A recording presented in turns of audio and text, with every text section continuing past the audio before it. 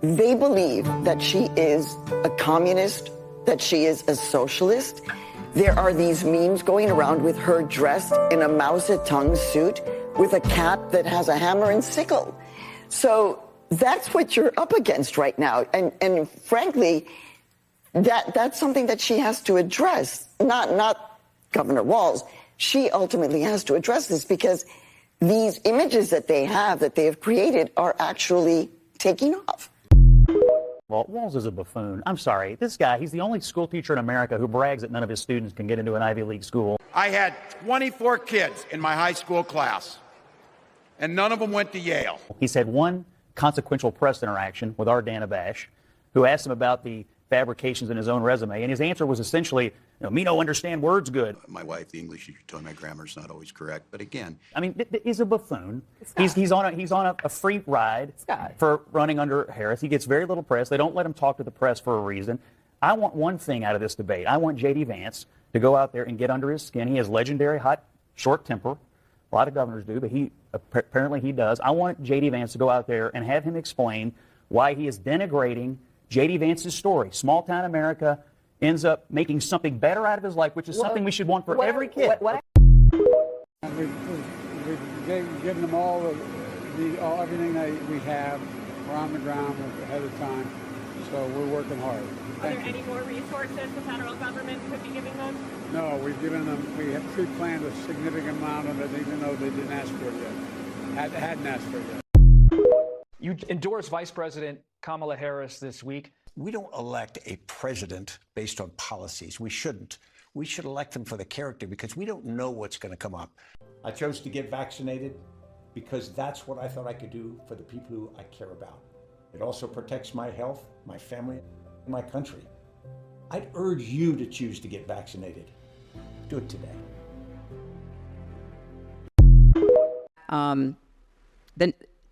The press needs a consistent the press that's not supporting Trump blatantly, very persistently, the press that's trying to be the press, be objective, be, reporting the facts, the press needs a consistent narrative about the danger that Trump poses.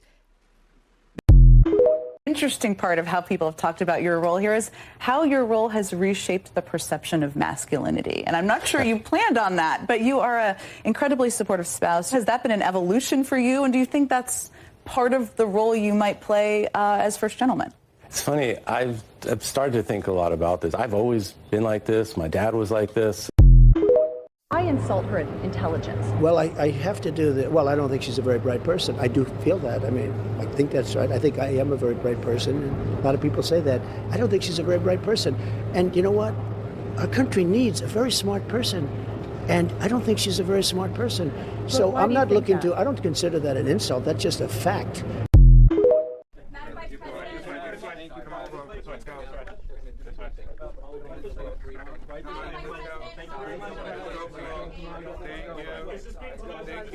This way.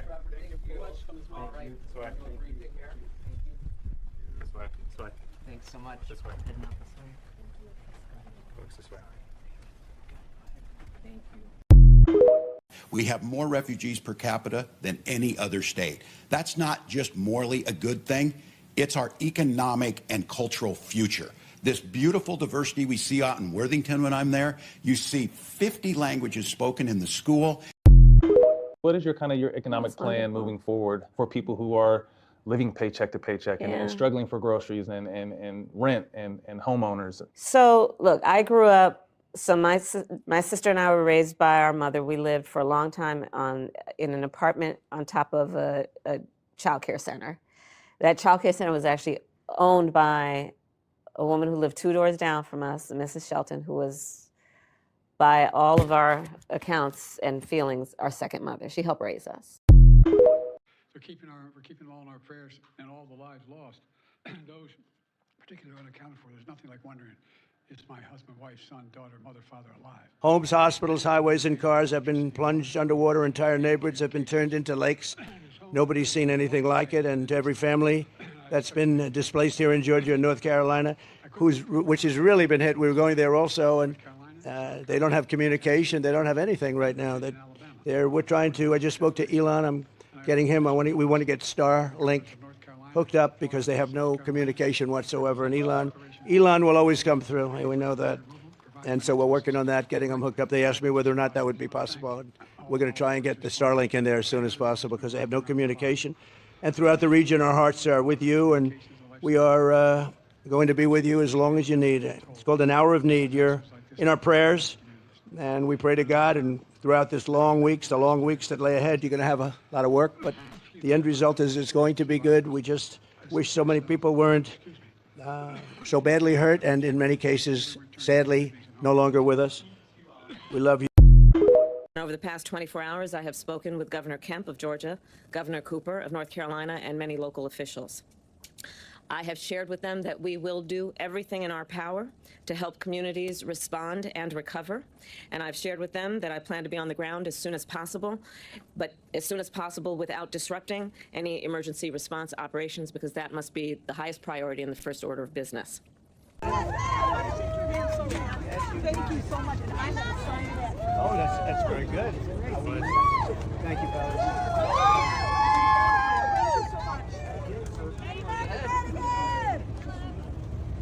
How are you? God bless you. We are praying for you. Thank you. Absolutely. We love you. We should have free speech, but if you're inciting violence, if you're causing people not to take vaccines, you know, where are those boundaries that even the U.S. Should, you know, have rules? And then if you have rules, you know, what is it? Is there some AI that encodes those rules because you have billions of activity and, you know, if you catch it a day later, the harm is done? One of my guilty pleasures, especially when I'm on the road, are my Doritos. Oh, what flavor? Nacho. Old school, original. OG, Come on. yeah. OG. Come on. Red bag. Yeah, no, that's exactly right. Red bag. That's exactly. Got to have a napkin nearby. Oh, yeah. Right. Yeah.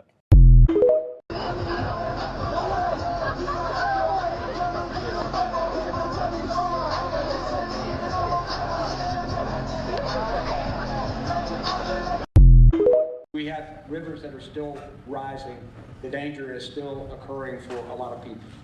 And by the way, as the FEMA can tell you, they had pre-positioned an awful lot of material throughout that area, from the Bend all the way up into Tennessee. And so the idea that we weren't prepared, the question is, no one knew exactly how devastating it would be. We knew it would be significant, and we've got a lot already in place, but there's more. But here's the point.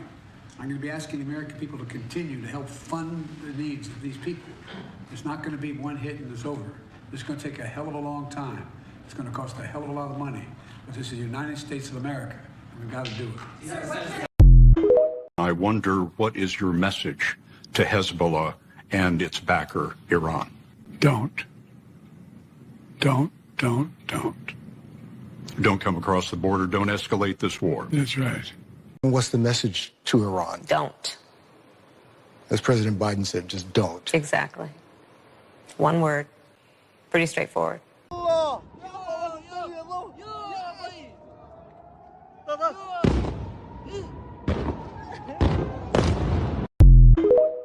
On Helene, people in Western North Carolina were drowning in their houses this weekend. Others were losing everything. President Biden was at his beach house, and Vice President Harris was hosting political fundraisers on the West Coast. Is there a reason that they could not be here? The president did exactly what a president in this moment needs to do, which is directing his team to take action.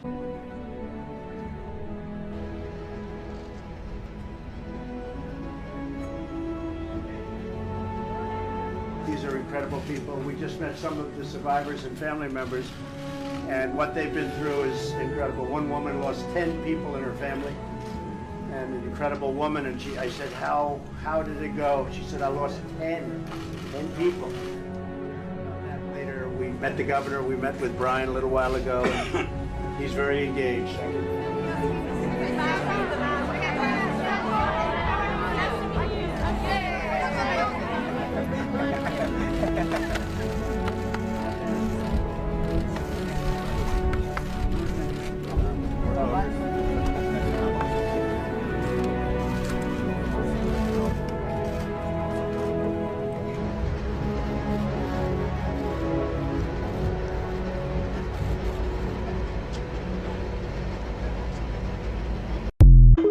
He is being treated not just as a former president, but almost as though he is a sitting president. As Boris, you just noted, getting a briefing from FEMA, getting a briefing from the National Guard. That is not something that is typically just offered to a candidate. They are treating him as though he is a former president who is there to help. And one thing that I had noticed earlier during our 1 p.m. conversation was that Donald Trump did not have that much to offer in terms of resources since he is not a sitting president. But I will note that he and the campaign say that they have arrived in that area with trucks full of supplies that they plan on giving out. So there is something there for them to offer. He also said that he had a tanker truck full of gasoline, which obviously, if you've ever covered one of these storms, you understand that one of the first things and hardest things to come by is gasoline. So he said that he was going to be giving that out. He is clearly taking this seriously as a politician is on the ground, trying to show that he is there in support of the people on the ground in Georgia.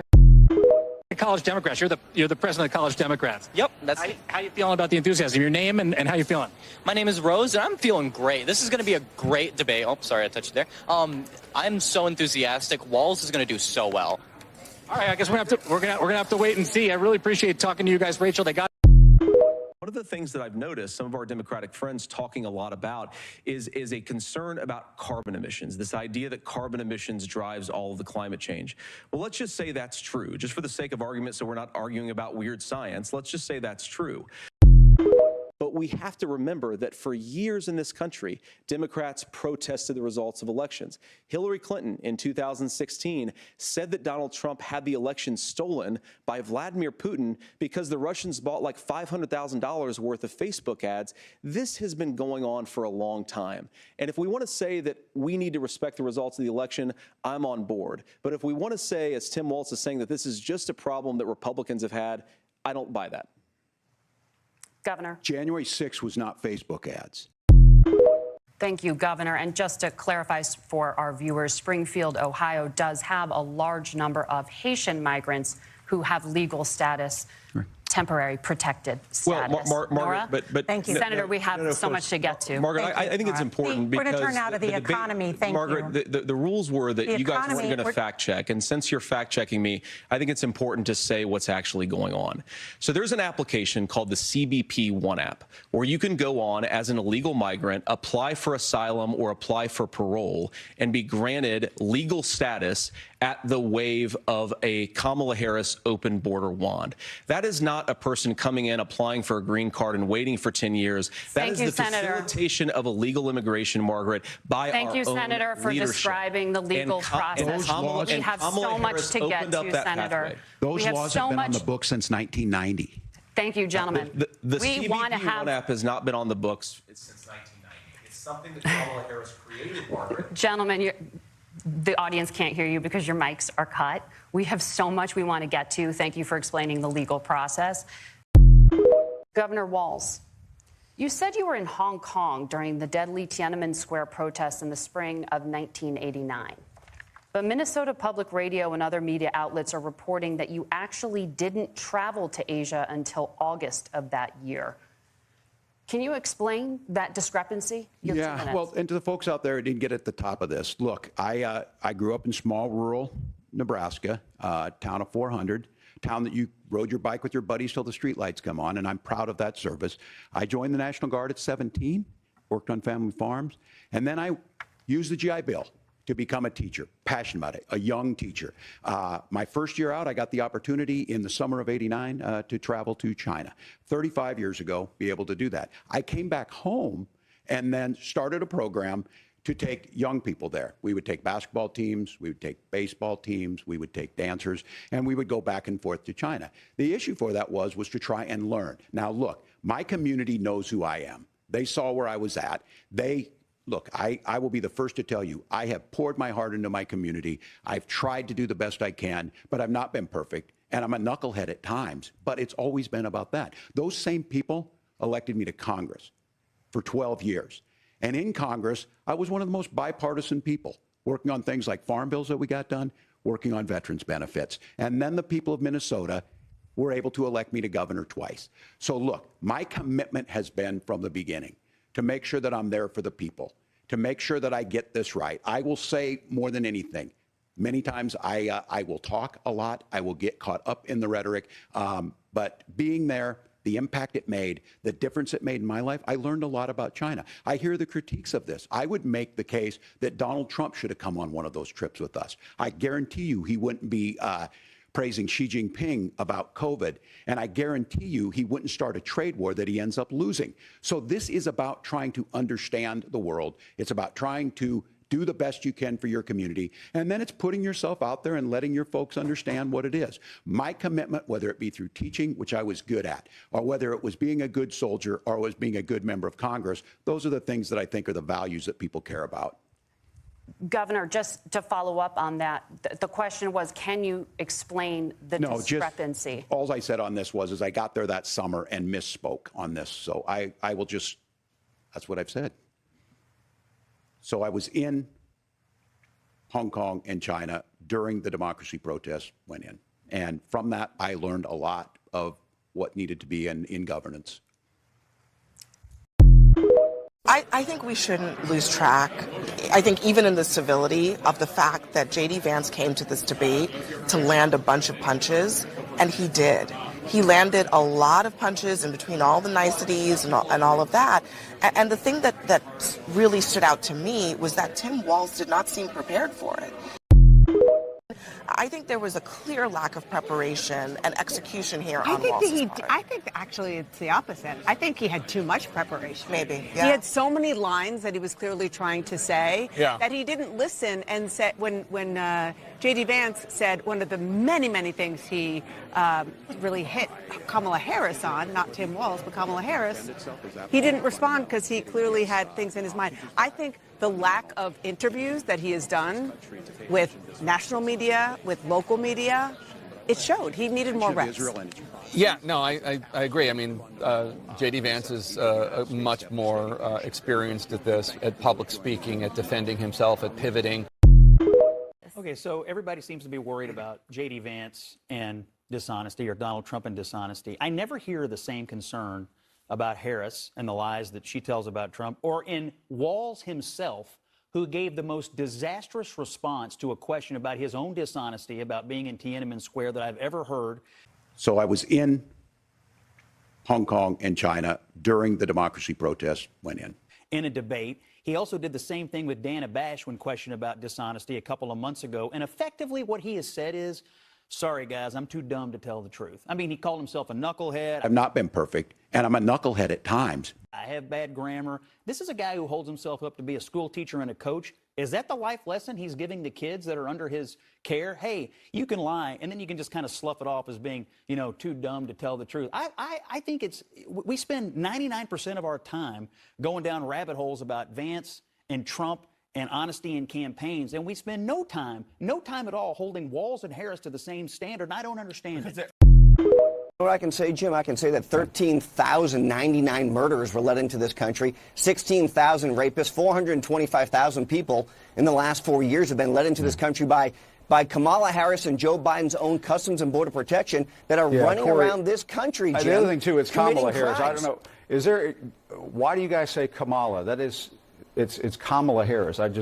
Jim, we know that they're committing crimes against Americans. Why can't these individuals talk about the individuals who've been killed by illegal immigrants? 13,099 murderers have been let into this country by this administration's own accounting, and you guys don't want to talk about it. I'm just appalled. I can't believe this is the country I've lived in for 65 years. What's happening has to be intentional. There's no other way to explain what's going on. When I see the thousands upon thousands of military-age men coming alone without families, there's reasons for red flags. So yes, the immigration issue is huge. Springfield is such a beautiful place. Have you seen what's happened to it? It's been overrun. You can't do that to people. They have to be removed. So you would revoke the temporary protected status? Absolutely. I'd revoke it, and I'd bring them back to their country. We should have a bipartisan approach to fixing this problem, which is a long-standing problem. But what are those solutions? The solution includes putting resources at the border to do what we can to process people effectively, and putting in place laws that actually allow for a meaningful pathway to citizenship.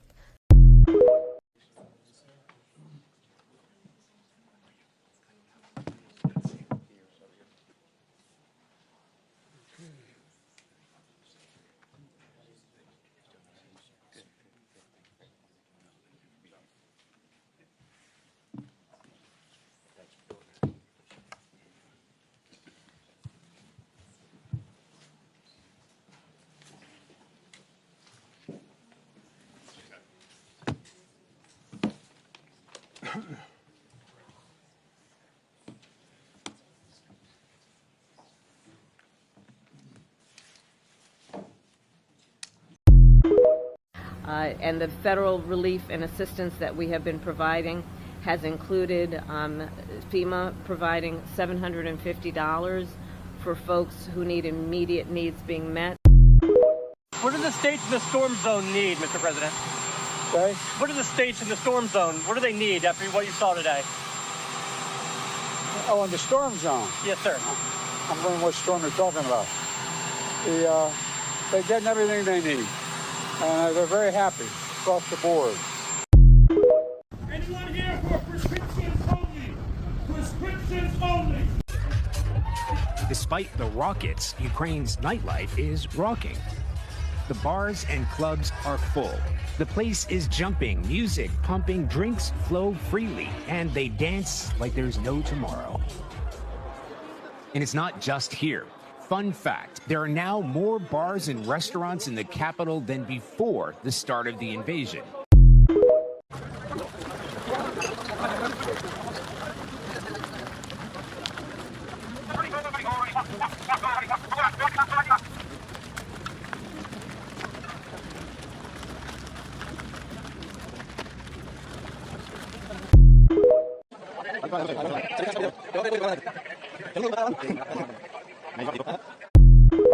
Sean, right now there are 157 hotels in New York City that are completely full of illegal immigrants. Let me just repeat that number. 150 hotels in New York City that are completely full of illegal immigrants. New York City alone spends over $1 billion a year on illegal immigrants.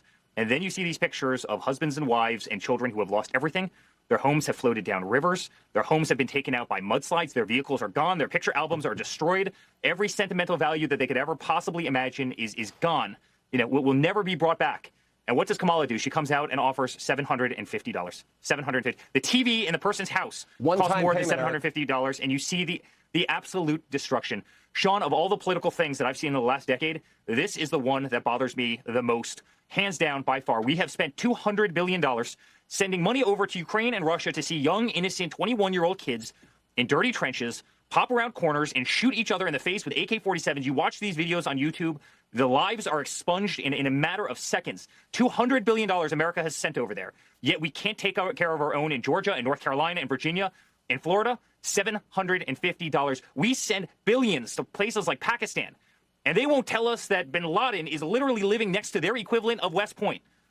Yet we offer devastated families, the very people you're showing on the screen right now, we offer devastated families $750. Sean, this is the worst administration in the history of the country. These aren't serious people. Frankly, I think they're cruel people. The way they put Americans last is absolutely cruel, and I hope every single person going to the polls on November 5th and before in early voting will remember exactly who these people are. In North Carolina and in Georgia and in some others too, they have no communication whatsoever. All of the poles are down. All of the wires are down. They're all lying in the mud, right? And I said, well, what can I do? They said, we need help. And I called Elon, and I'm telling you, it was amazing. The call wasn't even over, and Starlink units were being delivered to North Carolina and now to Georgia. Georgia called me a little bit later, and I said, we'll get them. And they were very happy. The governor of Georgia is actually working very hard. Everybody was so happy. Elon delivered so quickly. I'm telling you, the phone wasn't, I was getting calls, thank you very much. The call's not even over yet. And I said, that's great, Elon, thank you. Remember his number, 32. Today we got 32 days until the election.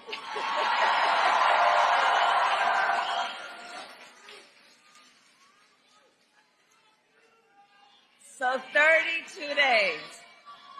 32 days. Okay, we got some business to do. We got some business to do. All right. 32 days. And we know we will do it.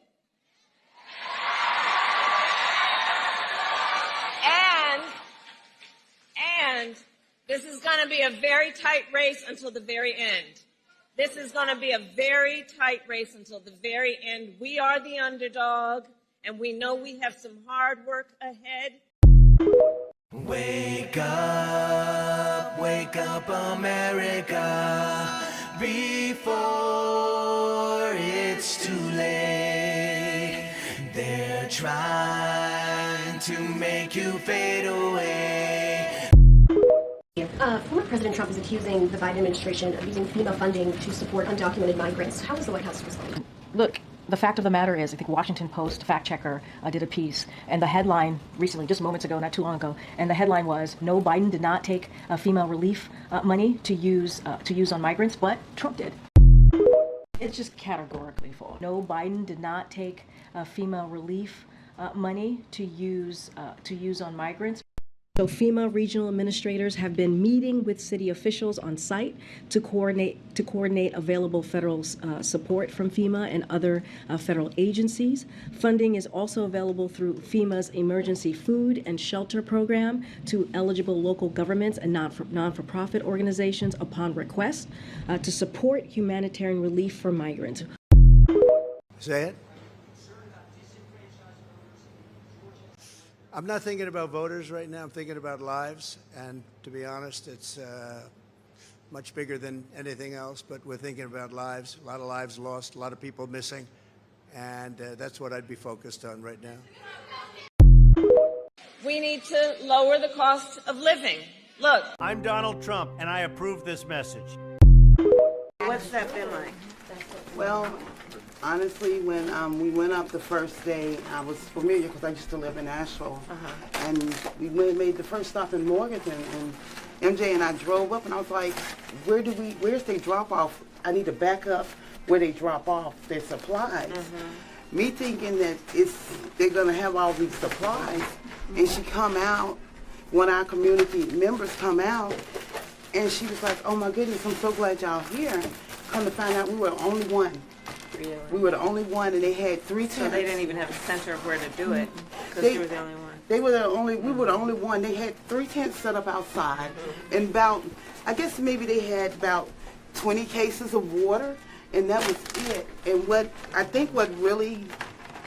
really got me was the 16-year-old daughter came up and seen where we take pads and put like 5 or 10 in a bag. Yeah. And she was like, oh my God, we got some pads. And as a female, we know how valuable that is. And she said, because they were in Morganton, not in Asheville, that no one had brought them anything. We should be, in my view, repealing something called Section 230, which gave platforms on the internet immunity because they were thought to be just pass-throughs, that they shouldn't be judged for the content that is posted. But we now know that that was an overly simple view, that if the platforms, whether it's Facebook or Twitter X or Instagram or TikTok, whatever they are, if they don't moderate and monitor the content, we lose total control. And it's not just the social and psychological effects, it's real harm. In this election, we each face a question. What kind of country do we want to live in? There are some people who think we should be a country of chaos, of fear, of hate. But us, we choose something different. As I was saying,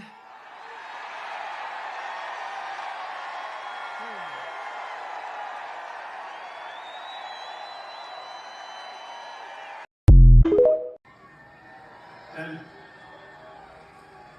if people don't know what's going on, if they don't know the truth, how can you make an informed vote? You must have free speech in order to have democracy. That's why it's the First Amendment.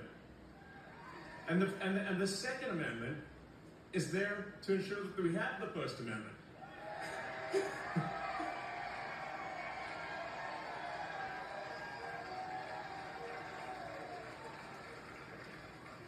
President Trump must win to preserve the Constitution. He must win to preserve democracy in America.